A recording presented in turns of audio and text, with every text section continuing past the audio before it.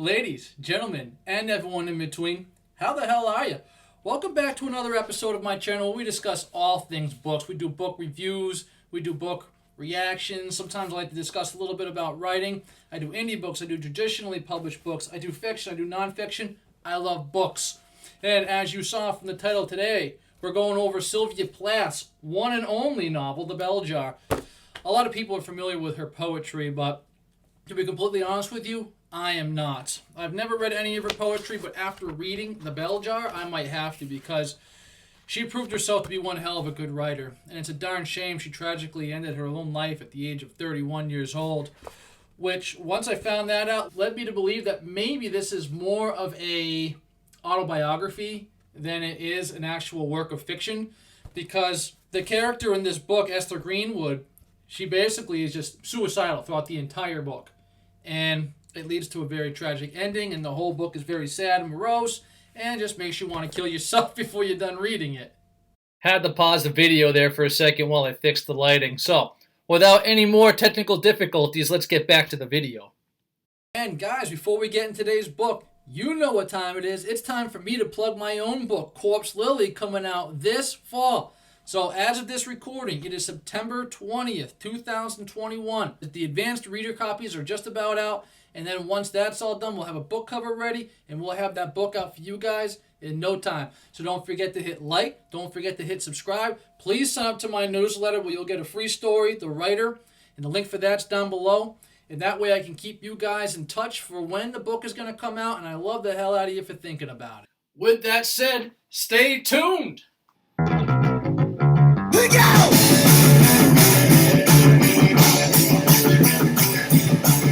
I'm going to do my best to do this review in a positive way so I don't leave you guys wanting to kill yourselves, because I love you guys. We're all book friends together, and we're supposed to share the joy of reading and writing, not the tragedy of it. So we try to limit the Edgar Allan Poe and the Sylvia Plath life stories on this channel and focus mostly on the good parts of writing, which is vastly more good parts of reading and writing than there are bad. When it comes to opening lines and opening paragraphs in general, there's a lot of different ways you can do it.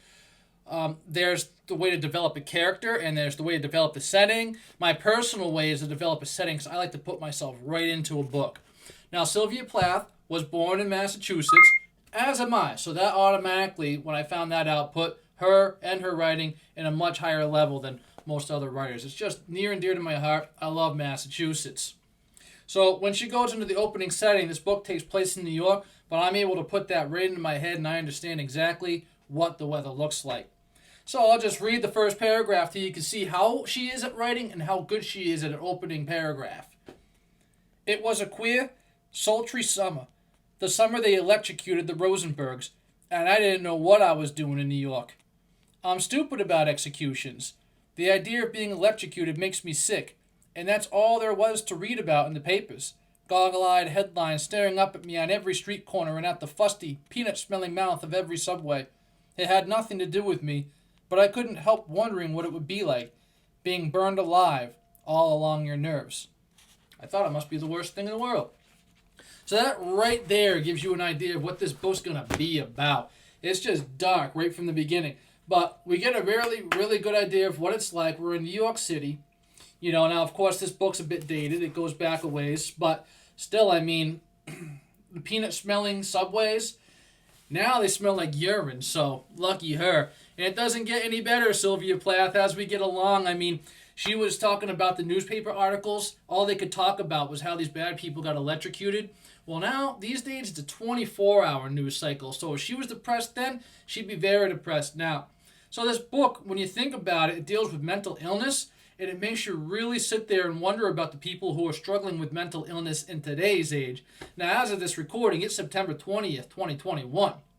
The 24-hour news cycle, if you pay too much attention to it, it'll drive you bonkers, especially if you have an underlying mental illness to go along with it. I do try to suggest to people who follow like the law of attraction or just the power of positive thinking to avoid watching the news as much as possible. Maybe pop in once in a while, get maybe a few minutes of just what's hot for today, just maybe the headline or something like that, and get the hell out. You don't want to submerge yourself into that world, especially if you have a mental illness. In this day and age, I think we all got problems, and whatever. As long as you're willing to seek some help, good on you. Just try to focus on the negative in life and focus on making your life better. Throughout the entire book, this poor girl, Esther Greenwood, she is just plagued with mental illness, and I swear to God, it's Sylvia Plath's life, because she died at the early age of 31 years old in London. So I don't know how the hell she wound up from Massachusetts to London, but she ended up committing suicide herself. So the whole book, this girl, Esther, is talking about how hard it is and how much she wants to die. She tries committing suicide. And that basically, like I said, is the same story that we're dealing with here with Sylvia, with Esther, and with Sylvia Plath in general. Now, this book was recommended to me by a very young girl when I was hanging out with her. She was 23 years old. So I didn't know how much I wanted to read this, but she recommended this one, and she recommended Stephen King's Duma Key.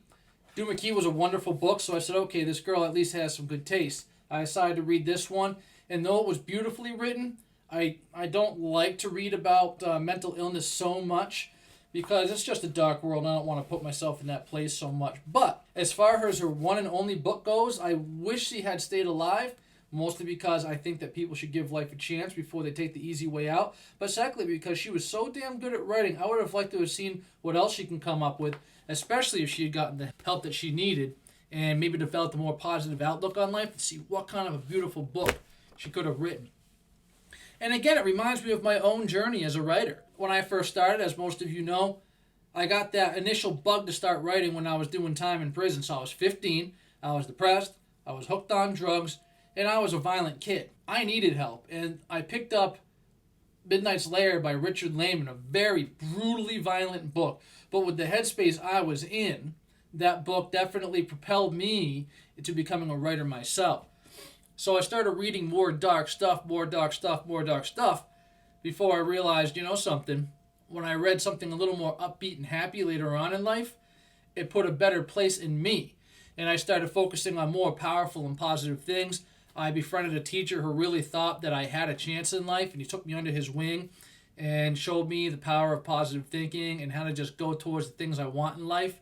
And I generally started just seeing things a little bit better rather than dark all the time. When I first started writing at a very young age, about 20 years ago now, I was writing dark books. My very first novel, titled Banjo, my very first complete novel that I like, was a horror. It's about a young boy who is basically trying to escape his father's very destructive thumb. It involves incest, patricide, rape, necrophilia, bestiality. All the horrible things that I could think of went into this one book.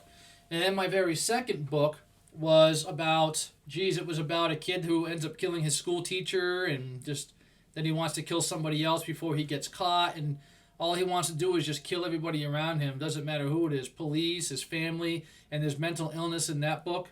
And my very first story I ever published was called Mrs. Underwood. Though I still like that story and I'm proud that I got it published, it does deal with an elderly woman whose children and grandchildren never come to see her anymore, so now she's suicidal. Well, even though that story got published, my very next story was a little more positive.